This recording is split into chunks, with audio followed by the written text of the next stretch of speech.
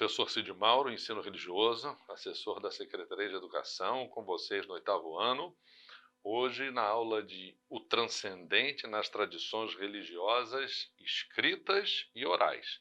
Quando você vai examinar uma religião, você precisa saber se ela é uma religião que tem tradições escritas, textos escritos, ou se tem apenas tradições orais. Por exemplo, as religiões indígenas são de tradição oral. As religiões de matriz africana são de tradição oral.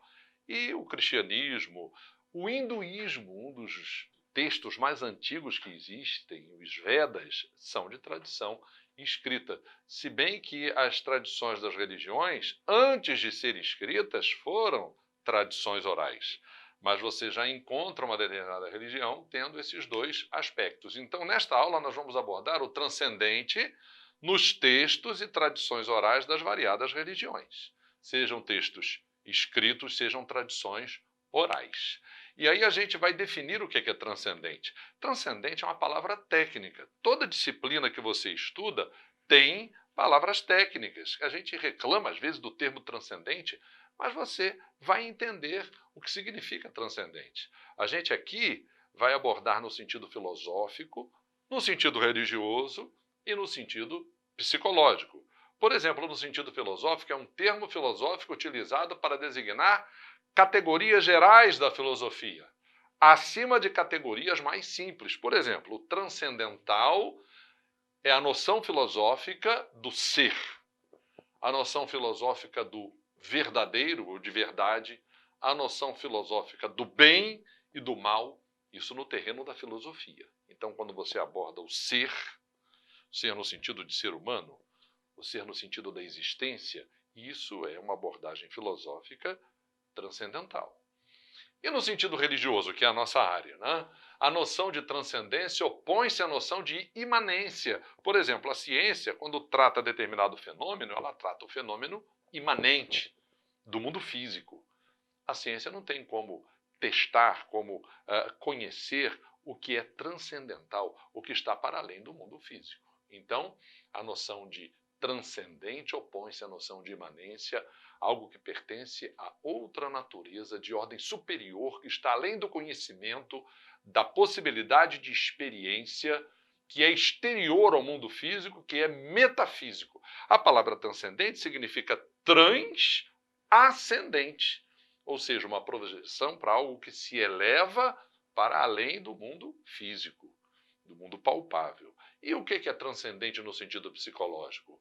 Sentimentos, emoções, reflexões que podem ser racionalizadas, mas possuem outras representações diversas, não palpáveis, porém experimentadas, trabalhadas, vivenciadas de modo sublime e inerente a todo ser humano. Quando você fala de amor, das emoções que o amor provoca, claro que o amor pode ser visto no sentido religioso também, mas quais são os efeitos do amor? Paixão é disso que a gente está falando quando foca nesses aspectos no sentido psicológico, no efeito que isso provoca no ser humano, e isso pode ser racionalizado, pode ser explicado, mas tem um aspecto transcendental no sentido da psicologia, ok?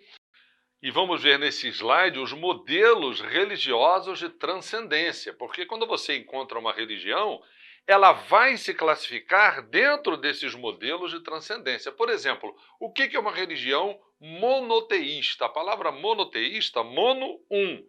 Tel, do grego Deus. Religião monoteísta é aquela que só acredita em um transcendente. Judaísmo, cristianismo, islamismo. Eu até coloquei no slide ali a existência de um único Deus, mas Deus é do cristianismo. Então, acredita apenas num transcendente. E o dualismo? Você vai encontrar religiões dualistas. O que são religiões dualistas dentro do modelo transcendental? Acreditam em duas forças opostas. Eles explicam o bem e o mal como se fosse um conflito cósmico de duas forças opostas. São religiões dualistas.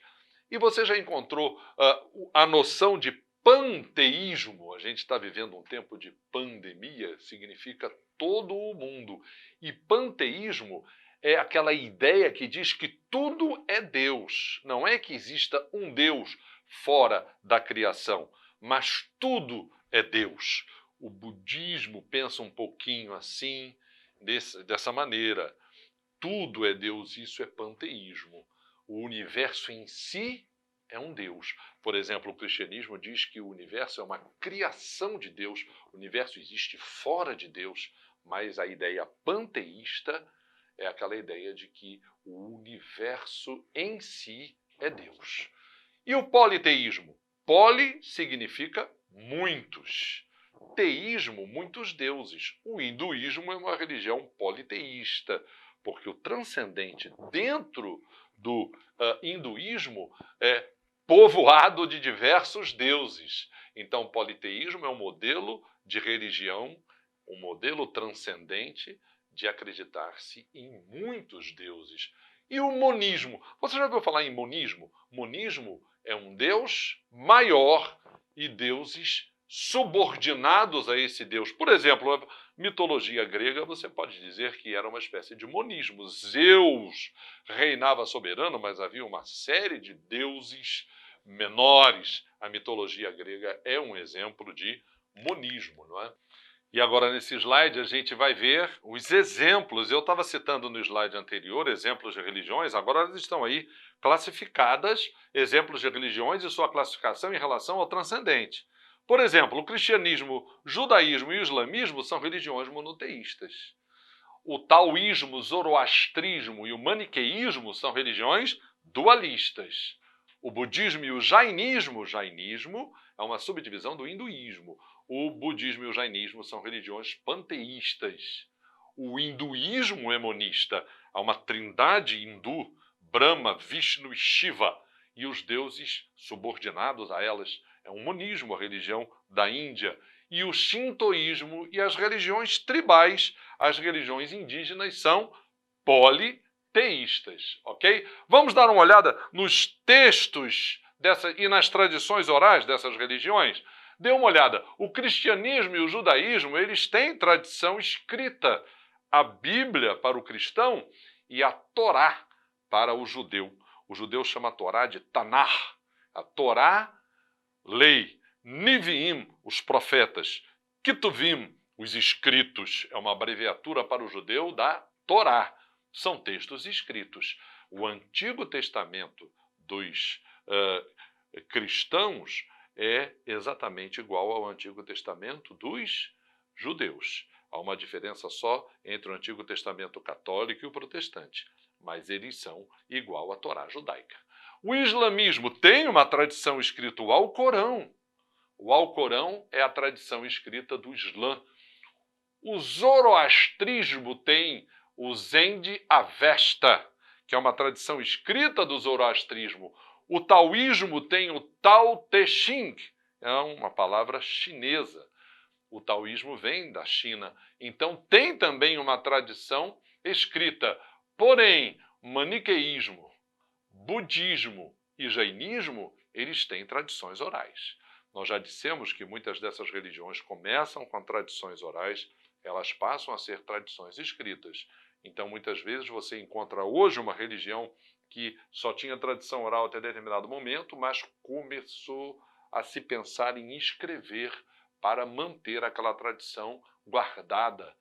Olha, o hinduísmo tem dois tipos de tradições escritas, os Vedas e os Upanishads. São os escritos talvez mais antigos de uma religião que existe.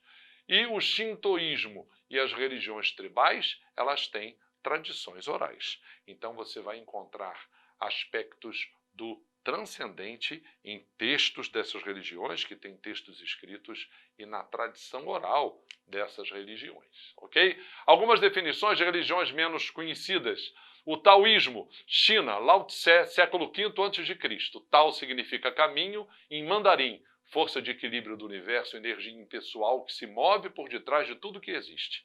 A gente conhece menos do taoísmo, então eu coloquei algumas observações.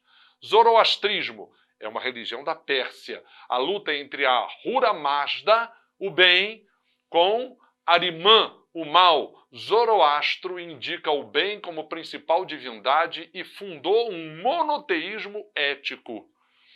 O maniqueísmo persa de Mani, o maniqueísmo é do século III depois de Cristo. Ele aperfeiçoa as doutrinas de Zoroastro. Então, Mani aperfeiçoou as doutrinas de Zoroastro, Buda e Jesus. Ele juntou essas doutrinas. E ele disse, então, que estava anunciando uma verdade completa.